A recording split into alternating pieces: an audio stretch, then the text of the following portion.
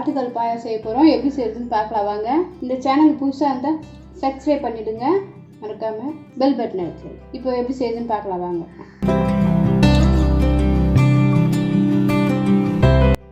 முதல்ல நான் ஆட்டுக்கால் வாங்கி நல்லா க்ளீன் பண்ணி 4 ஆட்டுக்காலுங்க இது க்ளீன் பண்ணி நல்லா வேக வச்சு வச்சுருக்கேன். நேற்று நைட்டே வாங்கி வேக வச்சு எடுத்துருக்கேன். பாருங்கள் நல்லா வந்திருக்கு. வந்து குக்கரில் போட்டு 4 விசில் வர வரை வச்சுருக்கேன். எப்போவுமே நைட் காலையில் வாங்கினா நம்ம காலையில் வேக வச்சுட்டு சாயங்காலமாக செய்தால் நல்லாயிருக்கும். இது நான் காலையில் வாங்கினேன், நேற்று காலையில் நைட்டு வேக வச்சு இன்னும் காலையில் நான் செய்ய போகிறேன். அப்போ தான் இதோடைய டேஸ்ட் உங்களுக்கு கொடுக்கும். இந்த தண்ணியிலே தான் நம்ம செய்ய போகிறோம். வாங்க எப்படி செய்யுதுன்னு பார்க்கலாம்.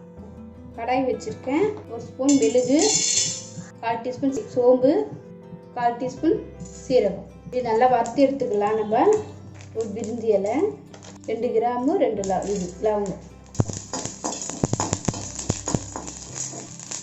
பொரிஞ்சிச்சு எடுத்துடலாம். அந்த வறுத்து எடுத்த மசாலாவை நான் வேறு கடாயில் எடுத்து வச்சுருக்கேன், தனியாக எடுத்து வச்சுருக்கேன். இப்போ ஒரு கடாய் வச்சுருக்கேன், அதில் 2 ஸ்பூன் அளவுக்கு எண்ணெய் ஊற்றிருக்கேன்.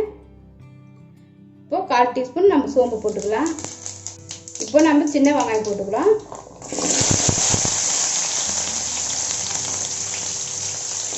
சின்ன வெங்காயம் போட்டு கொஞ்சம் வதக்கிங்க. ஒரு 20 பல்லு பூண்டு போட்டிருக்கேன், அதையும் போட்டுங்க.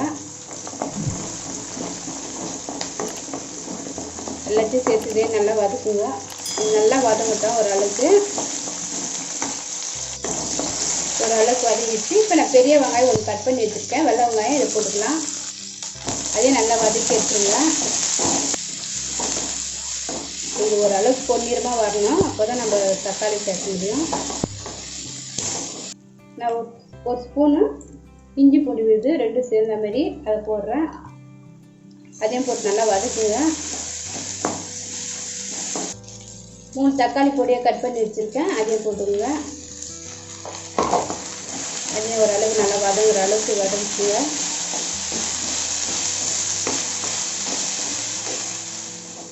தக்காளி நல்லா வதங்கிடுச்சு.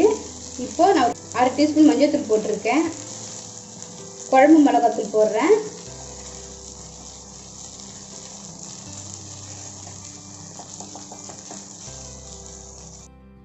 மூணு டேபிள் ஸ்பூன் அளவுக்கு மிளகாத்தூள் போட்டிருக்கேன். நல்லா வதக்குங்க. அதையும் போட்டு லைட்டாக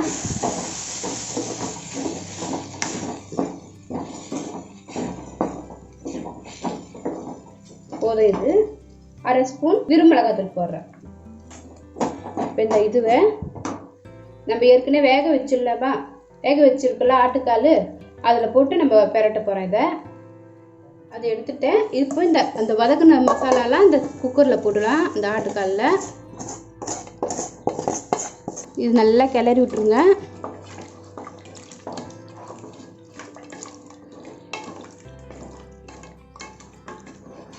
கல்லுப்பு போடுறேன் நான் கொஞ்சமாக. நம்ம மசாலாலாம் வறுத்தல அந்த தண்ணி நான் அதை ஊற்றுறேன், 1 கப்பு.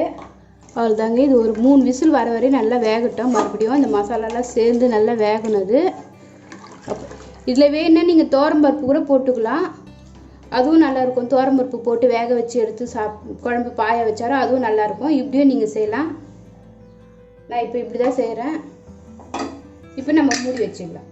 ஒரு 3 விசில் வரட்டும். ஏற்கனவே 4 விசில் நான் நைட்டே வேக வச்சு எடுத்துருக்கேன், 4 விசில். இப்போ ஒரு 3 விசில். ஏற்கனவே நம்ம வறுத்து வச்ச மசாலாவை இதில் போட்டுக்கலாம்.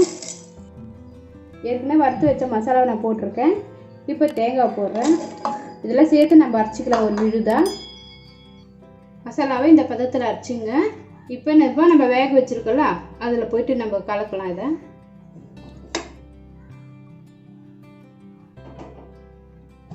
இப்போ நான் 3 விசில் வச்சு ஸ்டவ் ஆஃப் பண்ணி வச்சுருக்கேன். நம்ம இதுலேயே ஸ்டவ் ஆன் பண்ணிக்கலாம். இப்போ நம்ம அரைச்சி வச்சு அந்த விழுதை ஊற்றலாம். இப்போ இதை நல்லா கலரலாம்.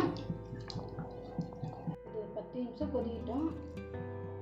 இதோட பச்சை வாசனைலாம் போகணும். அதனால ஒரு 10 நிமிஷம் கொதிச்சுட்டு ஆஃப் பண்ணிடலாம். நம்ம ஆட்டுக்கால் பாயா ரெடி ஆகிடும். நல்லாவும் வெந்து வந்திருக்கு பாருங்கள்.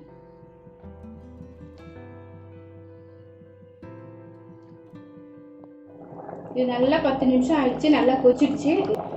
கறிவேப்பிலை போட்டுக்கலாம், கொத்தமல்லி தழை போட்டுக்கலாம். அவ்வளோதாங்க, ரெடிங்க. ஸ்டவ் ஆஃப் பண்ணிடுங்க. ஆட்டுக்கால் பாயா ரெடி. நீங்களும் செஞ்சு பாருங்கள். எப்படி இருக்குன்னு சொல்லுங்கள். இந்த வீடியோ உங்களுக்கு பிடிச்சிருந்தா லைக் பண்ணுங்கள், கமெண்ட் பண்ணுங்கள், சப்ஸ்கிரைப் பண்ணுங்கள், மறக்காமல் பெல் பட்டன் எடுத்துங்க, ஷேர் பண்ணுங்கள்.